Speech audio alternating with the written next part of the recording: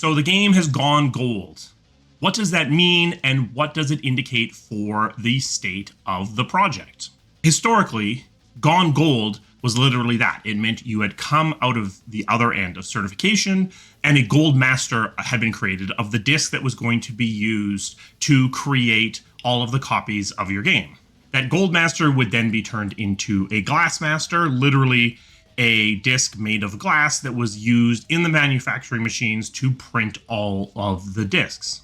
Back in the day when consoles didn't have integrated hard drives, the layout of your disc mattered a ton. And because the console manufacturers had proprietary layouts and disc readers, it was a relatively involved process to start the manufacturing of your game.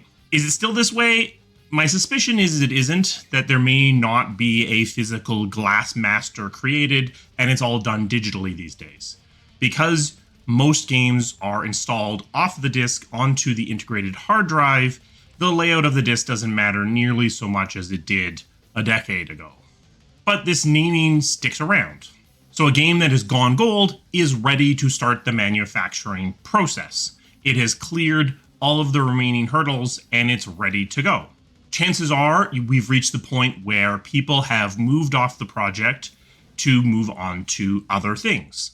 Some people will remain to work on post-release content and patches, but some other people will have moved on to other projects. We can actually use the timing of the Gone Gold release compared to the release date to take a guess as to how things are going. I've made this convenient chart. If the studio has made a gold declaration and they don't even have a release date, that's pretty strange because typically you are doing this to signal something. But in that case, it's probably an indication that there is some other external factor affecting the potential release date. If this declaration came 6 weeks or more before the planned release date, things are in a pretty good shape. Manufacturing can go through at a normal pace, and there's nothing really rushed about the process. Indeed, if it's significantly more than 6 weeks, chances are that the team planned to go through certification a couple of times, and maybe they got through on their first go. So maybe things are even in a better shape than they expected in their planning. As we get below 6 weeks, we're starting to look into some form of compression. The way that manufacturing typically goes is that you are stamping these discs at one or many factories. But these factories want to maintain capacity to take in other orders that might have a shorter time frame than your larger order that's going through the process. So even though you might be at this factory pumping out your discs, there is actually typically some additional capacity there in order to allow you to accelerate to some degree. What you're basically doing is buying their surge capacity in order to speed up the process. Additionally, you can bring on additional factories to print more and more discs more and more quickly to a point. If you are FIFA or something that's going to sell massive numbers of quantity, there's a reasonable chance you may be consuming a significant percentage of the manufacturing capacity as it is. So your ability to surge may be more limited. But if you're something in the middle, like a Dragon Age or like most AAA titles, you have the ability to bring on a fairly large amount of additional capacity in order to get your discs built. There are limits to this. There's only so fast you can go. And beyond a certain point, the cost of pushing the machinery this fast is potentially not going to be worth it. So there are two other ways that you can also compress this process. In this day and age, with such a significant percentage of sales being done digitally, you can actually simply make less physical copies. The lead time needed to get your digital version up and running and ready to go is measured in days or potentially even hours. So if you are really squished for time, you can reduce the number of physical copies that you make. Maybe you only cover the pre-orders. And all stores are sold out on launch day. Everyone who pre-ordered got their physical copy, but everyone else either has to wait for a reorder to occur or buy it digitally. As we get really tight below 2 weeks, the last thing we can do is actually circumvent the typical shipping process. Most retailers want stuff to go through their central warehouses because it helps them from the perspective of controlling their logistics. But if you're really out of time, you can manufacture discs and drop ship them directly to the individual stores, circumventing that entire process, removing one entire step out of the logistics network. The fastest I've ever heard is less than a week, where discs were manufactured and literally FedExed to individual stores to get them there for launch day.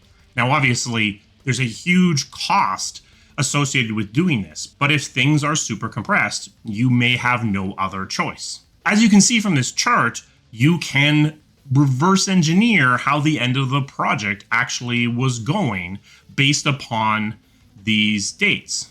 It's important to remember that large publishing organizations typically have a PR process that's going to delay the gold announcement by at least a few days, possibly more than a week, in order to try to dot all the I's and cross all their T's. So the edges of these are a little fuzzier than this may indicate.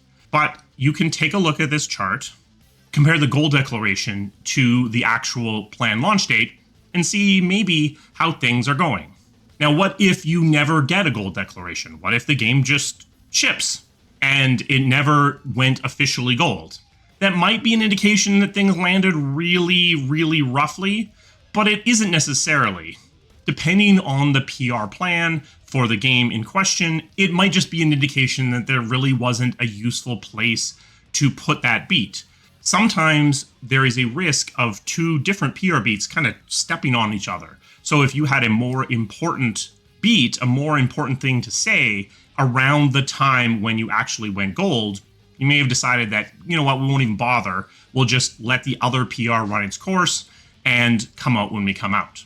But typically, most games do use this as part of their PR process, and it is an indication that things are entering into the final phases. It is an indication that this game is, in fact, going to come out. So now's a good time to say you may all now celebrate, because the game you've been waiting for is coming. This video is a bit of an experiment, so if you found your way here and you have no idea who I am, I'm Mark Darrah. I worked at BioWare from 1997 until very recently, and I was executive producer on the Dragon Age series as well as Anthem. If you found this video interesting, you may find some of the other videos on my channel interesting as well, so check them out. A special thanks to my members. They provide the resources that this channel needs to keep running. If you're interested in becoming a member, there's a link to that down in the description.